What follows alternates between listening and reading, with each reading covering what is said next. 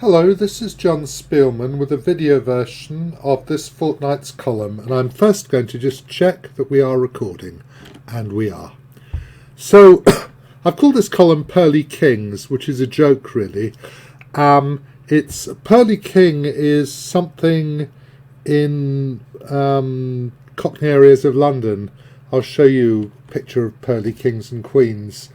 They're a tradition of electing them, and you can see they wear, it says charitable here, an organised charitable tradition of working class culture in London, England. Indeed, London, England, and in the East End. And there are some. And the reason I've called it that is because it's games which were played in the Zhemchuzhina, the Pearl Hotel, in Sochi. So what I said was, I saw a nice game in the Russian Team Championship, Yesipenko against Kobylar, and I thought, shall I use it? I thought I'd better check, because it seemed quite likely it would have been used already in chess base. And as you can see here, Marijn van Delft used it in his column a couple of days ago. So I thought, well, I can't do that. But I can show you another game from the Soviet team, the Russian Team Championship, excuse me, in Sochi. And then I'm going to show you some games, because I played in Sochi in 1982 at the 16th Mikhail Chigorin Memorial. And so I thought I'd show you some games from there and a relevant game which reaches a position quite similar to one of the ones I did. So I started with a silly game. I'd used this already actually from my Observer column, a really silly game that I also used there, and it's Popov against Timokhanov, and Mr. Timokhanov had an absolute, God knows what he was thinking. Anyway, let's have a look. It's the first game, and it's not very, excuse me, it's not that exciting game, but we'll look at it quickly. So it's e4, c5. This is a line that Magnus Carlsen's been pushing a little bit, or things like this. Bishop h6 is something they thought of, f4. And I had a Carlsen game up there. Carlsen against Wojtaszek, which he won. I mean, he just plays it occasionally. Then there was a game, Grischuk against MVL, against Maxime Vestry-Lagrave, in the candidates, where MVL didn't play e5, he played knight f6 first, bishop b2 and then e5. Okay, this guy played e5, which is possible, obviously. Takes. Well, you can't take on c1 because of knight c7 checks, you have to take. And this is a little bit dangerous, you should play knight g7. But this guy played king g7. I've given some lines after knight g7, you can see them. It's not that bad for black. And king g7 is just a move. Did he do this instantly? I suppose I should check, actually. I didn't check how long he took to play it, which I might do at some point. But I'm not going to do it now. It's ridiculous, because it allows white to drive the king out and chase him. He went to h6. If he goes to h5, if he goes to g5, then you just get mated very quickly. Okay, h3 and g4 or something is happening. Obviously, it's going to be mate in a few moves. So he actually went here. Could have gone back to f6, and then the simplest thing to do is just to play knight c7 and take the rook. But actually, apparently, rook d1, knight d4, knight c7 check now is even better. King to there, knight takes this. Completely ridiculous position for black. Or there was some other lines. Oh, this was fun, actually. Here, check, here, bishop b2 apparently wins. Well, of course I can believe it wins, I just haven't thought about it very much. I don't know, bishop b3, rook d5 check, rook d8 check, I think, king takes. How do you do it? Bishop b3, rook d8 check, king takes pawn. Perhaps you play rook f1 now. I'm guessing you play rook f1 now to be most unpleasant. Does rook f1 work? Oh no, because then the king can run back by d5. So let's go check, king d4, check, check, very clever, king f2, rook takes, bishop takes, king e1 check, king g5, okay, I mean, look. Anyway, there's no reason to do all this. I don't know, king g4, I'm not sure what's happening either here at the moment. Probably just bishop takes. Or bishop e2 check, even better. Bishop f6 must, then rook d3, sorry, so bishop e2 check. And you get to play bishop f6 check, sorry.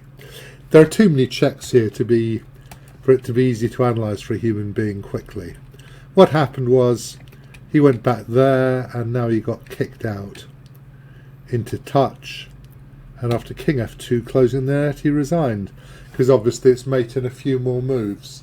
Bishop takes knight, pawn takes g5, bishop e2, or in fact knight e5, knight e5, bishop e2, knight f3, bishop f3 mate as well. Millions of ways to give mate. So a very silly game, and I suppose he was a Pearly king, the black king, though not in a very happy way. And I just gave this game because what I was doing, I was looking for a puzzle for the Observer column, the English newspaper. So I said, show me games of less than 25 moves, which are decisive, which have a player rated over 2500 in them.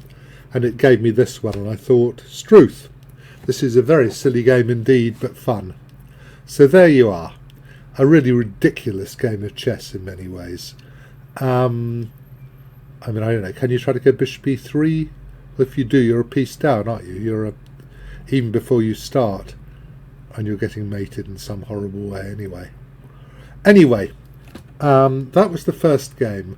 So then I went back to 1982, and I started looking at my games. I actually won 2 and drew and lost 1 and drew 12 there, and I have to say that the number of moves in the draws wasn't that impressive.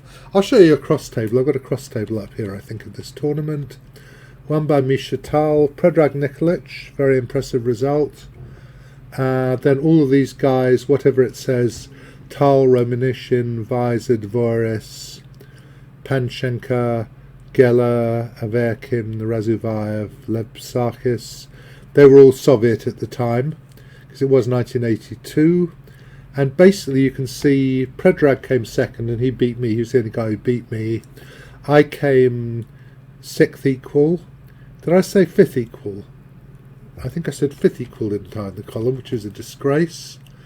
No,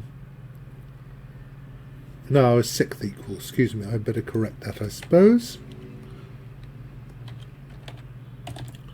You know, with... That is right, isn't it? Yes, 6th. And you can see the heap of foreigners at the bottom. Laszlo Hazai from Hungary, Lubomir Fatachnik from Slovakia, then Czechoslovakia. Oh, there was a Pigusov who came near the bottom. So it wasn't a complete heap, but it was much of a heap. It'll do. It does look like one of the Hastings tournaments when the English, before the English chess explosion, the English used to come last at Hastings and the foreigners used to come in a different heap at the top. Anyway, that's the tournament, and I'm going to show you some of the games. I'm going to show you first my game with Panchenka. And I was asked by somebody in the comments to the last column to talk about the opening a bit, so I am. Knight d7's a move I used to like to play, and I still like it, though it's, I don't know, it's difficult to play now. And I say, a decent enough move, but hardly very challenging. Life was a lot easier for that than for black when there weren't, sorry, it should say weren't, shouldn't it? Huge swathes of, I'll correct that as I do, when there weren't huge swathes of opening theory on tap at the touch of a button. And I showed a couple of lines. Bishop c4 was the main line then. They used to do this, threatening knight f7, by the way. and then they went either bishop d3 or bishop b3, and there was lots and lots of theory of that. Then later, knight g5 is the main line now. Knight gf6, bishop d3. But you probably don't go bishop d3 at once because of knight df6 here, bishop g4 here, which is supposed to be okay for black, just about. So they don't really do that anymore. Bishop d3 first, they play knight g5 first. Anyway, so knight df6 makes sense because you're hitting the knight and you're getting the bishop out, and these got exchanged. And we got to a normal position, except that we've had a pair of knights off, which must be a good thing for black, because it means all the pieces are out, easy to castle long, easy to get the boys out. And we played chess. So it's almost a normal position, really. I don't know, queen a5 check must have been a reasonable move there, had I thought of it. Doesn't matter. So I'm castled. The knight on g3 isn't great. I mean, the position's more or less equal, I'd say. He started to try to play for the advantage. Perhaps he wanted to get in g4. I can't play knight h5 because bishop d2 and I lose the knight. So that would have been very, very stupid indeed. So I got some pieces out. I doubled my rooks. He defends his pawn. I go here. He goes there. I get in c5. And, you know, it's a decent position for black. We got pieces and reasonable squares.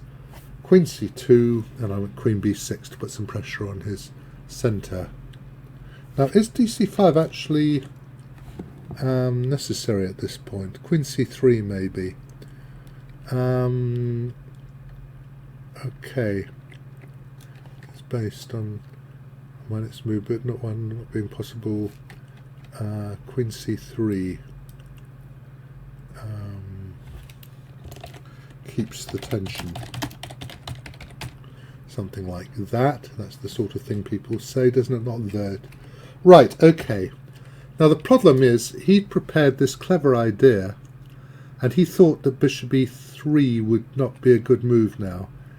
Yeah, he could have done something like rook d7, d7, bishop f, bishop c1. So bishop f4 is dubious.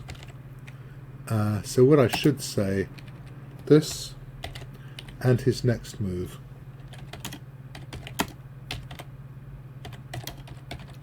Are based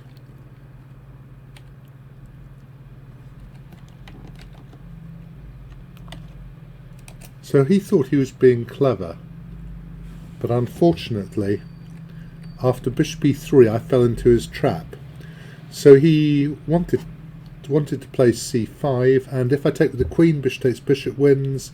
If I take, so does takes and rook c1, and if I take with the bishop, then rook c1 is going to win material. But I have this trick. As I said, I like looking for moves which are different from what my opponent's expecting, and this causes a major incident because suddenly I'm hitting f3 in the strongest possible terms, and a lot of his pieces are on prise. Not a nice position for him. I got rook d2 happening and things sometimes as well. And the best he could do, it says rook f1, rook d2, I was just looking at that, queen b3, rook e2, bishop b2, and now apparently knight g4, which I didn't see, but I mean,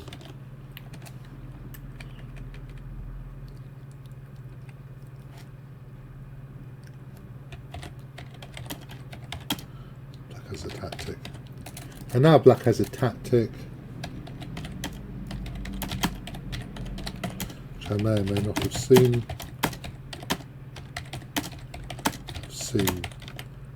But simply,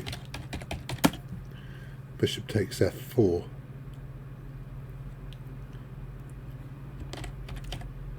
Gives at least an edge. An edge.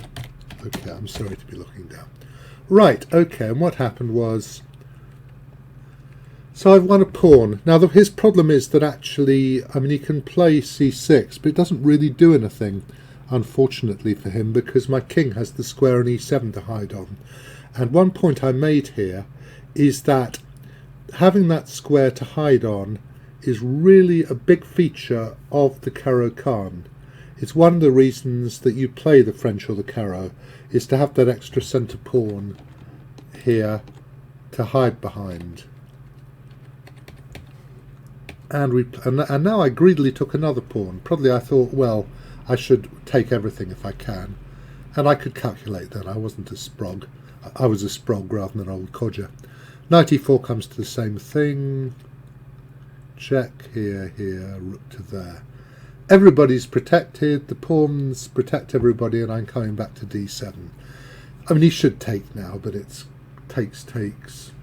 Takes, I play queen d3 first, and then recapture, and obviously I'm basically winning. He in fact went b4, which makes things worse. And now I nicked another pawn rather greedily. And he resigned. I mean, he's got nothing to do. So that was that. Now, the other point I made about this game was it was in the first round of the tournament, and I had rudely beaten one of the Soviets. This foreign invader had beaten one of the Soviets.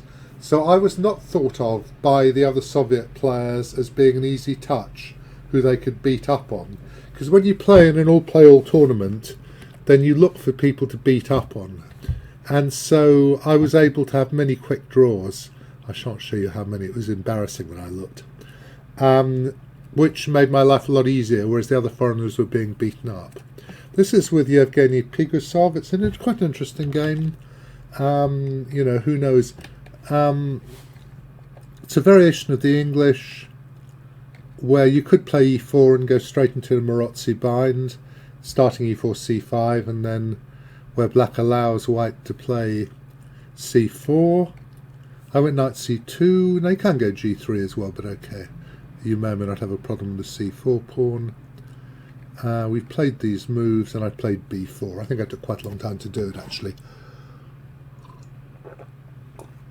Of course, if he likes, he can play bishop takes c3 and knight takes e4. It's just up to him. If he does, you have the two bishops, the dark squares, up to him. He chose not to. And he got a perfectly reasonable position. Bishop e6. I could just have gone knight d5 here, and rook d1. And now he decided to bail out. He took and played queen b8. And basically, well, I mean, the fact he's played g6 is a big deal here. It changes it from being an absolutely fine position for black to being a little bit dubious.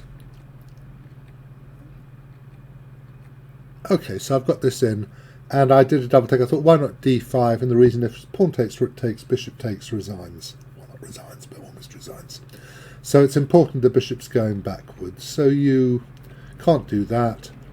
And I've now got quite a big initiative, because if he could get in sort of f6 and bishop f7 and defend his e-pawn, he might be perfectly okay. But it's hard to achieve. That's giving him some space. I don't know if I expected g5. I doubt if I did. By the way, if rook c4, there's something bad happens. Obviously, I'm winning now. And now queen g7 wins, as does queen f6. They're both going to win easily. Because I mean, you can't defend against an attack like this with the wrong... Opposite bishops, as you may know, as people should know, make it easier to attack when in the middle game, although they make blockades in the ending. Anyway, we played some moves, and I broke it up. And here... I mean, he's trying to get in g4, but of course it's difficult. Here he made a mistake. He played rook d5. Bishop d5 is much better. Queen takes, takes, takes is probably what I would have done, I think, with pretty good control. I don't know if g4 is a problem then. Probably you can go rook e5 if he does that. So maybe... I think I'd have done that, but apparently rook d1 is better, actually. According to the great engine, e6, g4 is what any human being would play, whatever the engine may think. And it turns out that this is completely winning. Check here, end. rook h4 is going to... And basically, with the bishop on that long diagonal, there are many, many ways in which you can be ripped to shreds as black. Okay, what happened was this happened. Queen f3, queen to there, and then the vicious move, rook takes e6. Pretty move. Queen takes queen d5, resigns. Pawn takes queen h5, resigns. And I said, when black plays bishop takes c3, gives white long-term attacking chances, which are very hard to control. In the next game, it looks like I've missed out a space, doesn't it? Which is a terrible thing, which I haven't, in fact. He manages to equalise, but white missed a nice opportunity. And I just wanted to show you the game Fressinet against Marza from... Is it Marza or Maz? From a French Teen Championship. They got to a very similar position. And the question is what white should do here. You can see on the screen. I could hide it if you haven't noticed yet. So basically, a position which is pretty close to my game, blah blah blah. Laurent Fressinet missed. Okay, a difficult move which would have given good chances by preventing black's intended liquidation. Black intends to play pawn takes pawn, rook takes pawn, rook takes rook with check. And there is a single brilliant way to stop this. And have a look at it if you didn't see the answer earlier, if you like, because I didn't see this. I mean, I looked at this for a while and didn't see it. I think the person who showed it to me found it in about 10 minutes, which is jolly good. I think he said he's a jolly good player. Well, the answer is, I'm just going to correct my awful spelling as usual. In a position, missed even. And the answer is the brilliant move Queen e1, which is 2 exclamation marks. And the point of this is that black can't play pawn to... He goes queen d7, h3, and you can later take, and you've messed up black's pawns. And with black's pawns messed up, a bishop on f6 is going to cause trouble. Doesn't have to be winning, but it's unpleasant. Really doesn't matter whether it's a winning position or not. That isn't the point. The point is that black is going to suffer in many different ways. And the point is that you can't go pawn takes pawn, because after this, here it isn't check. So you take this, and then you take in d1, and black resigns. So queen e1, a very brilliant move. What actually happened was h3, takes, queen d8. And he played a couple more moves and then gave up. I mean, rook to there, all right. If black plays rook e5, you'll play bishop d4, but it's not very difficult, is it? You know, it really isn't. And he gave up at this point. Very reasonably. So, interesting game. I thought I'd show the game I lost in Sochi. I'm not going to... This was to Predrag, who played very well. Yeah, they normally take nowadays. Sometimes black plays bishop f3 now. I think, does he? Because after this, there's a problem. You have to play b6, which is a bit annoying. Or bishop c8. But what actually happened was I more or less equalised. Engine says that e5, bishop takes e5 should equalise because of the dark squares, which I certainly didn't realise at the time. What I actually did was I played an exchange sacrifice. It's a reasonable exchange sacrifice. Yeah, I mean, this is not too bad. Presumably knight d4 loses to something like queen c3 perhaps? Queen c3, no, knight d4, rook d4, queen d4, rook d1, I suppose. I think. Is that right? That must be right, mustn't it? Knight takes, rook takes, queen takes. Oh, stupid bloody mouse. Queen takes over right. Yes, please. Rook to there. So he can't do that. So he won the exchange and we played chess. And I think it's not too bad for me. In fact, I don't really know what I don't know why. Queen e3 is a good move, hitting my horse. I'm not quite in time to... That's a good move. I'd have been tempted to take that maybe, but he kept on fighting. Now I should have gone b5 actually, because I think I was probably worried about this, but now here takes, and you're not in time to win this pawn due to the back rank problem, which means that black is doing fairly okay, I think. I don't know if queen a2 is a move here. What do you play? Maybe rook c4? I mean, you don't have a back rank, do you? So I'm guessing that, let me just ask it what it wants to do. If takes, bishop takes, nothing happens. What about queen a2? Queen c4, it says. It's an interesting move. Is there bishop b6 is the move I'd like to play. g3, and that's fine. That's fine. Bishop takes d4. Queen takes. Sorry. Rook b1. And this is absolutely fine. Takes equals. So actually that would have been okay. I lost my a pawn, which was a shame. Then I played b5. I got a bit impatient. So I now get a square on the c3, which is quite nice.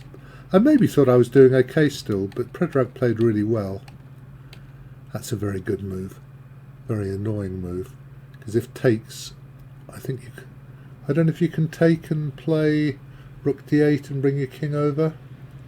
Perhaps you should. I didn't consider it. Take here d7. Now let's bring the king over. King f8, king f6, does it matter? King f8. Rook takes d4. Rook takes.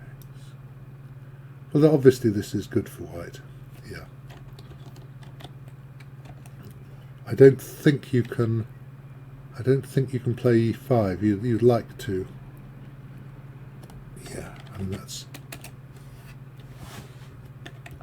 This looks pretty foul. Foul for black. Maybe just lost. Okay, so that didn't happen. We played some moves. By the way, he's threatening rook f7 check, of course. g5 looks a bit ridiculous. This was after the, I guess we probably adjourned the move 40.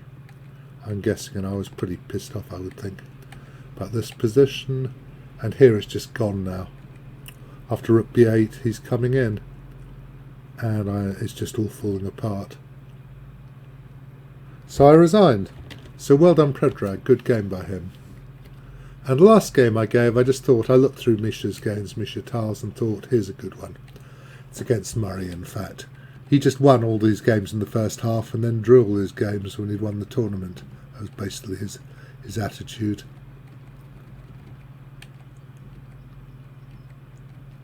And Misha couldn't possibly pass up the possibility to play d5. The rookie one is a reasonable move. I mean, my engine says knight e5, rook to there, castles, takes to bishop d6 is okay, but I mean, God knows. I wouldn't do that against a Tal, ever. And Murray played bishop d6, knight c5, knight c6, takes, knight d3 was certainly interesting. Maybe okay for black. And actually bishop d6 is interesting as well, because he should have gone bishop h2 check and taken. Take. Now you can play f3 and the game continues. But if you take on d7, then it just happens that because of the pin on the e-file, black is okay. Now you can't play bishop h3 because of rook e1, presumably. Presumably that's at least a draw. So, okay, so Murray believed him, which was a shame, because now he's losing, in fact. I think maybe we knew this at the time, it's just it's such a long time ago, I don't... And Murray's done pretty well, he's fighting hard, but white is 2 pawns up. And the interesting thing, I thought that was an interesting move. The move I really liked for Tal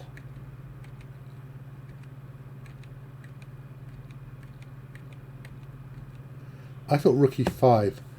You have to calculate very well to be sure that nothing is happening on the back rank in this position. But it ain't, because you got queen f1 in all positions. So I'd have been gagging to play g2 to sort my back rank out. But actually you don't need to at all. So here... And he resigned. Very good game by Tal. Okay, he was still a pretty irresistible force in 1982.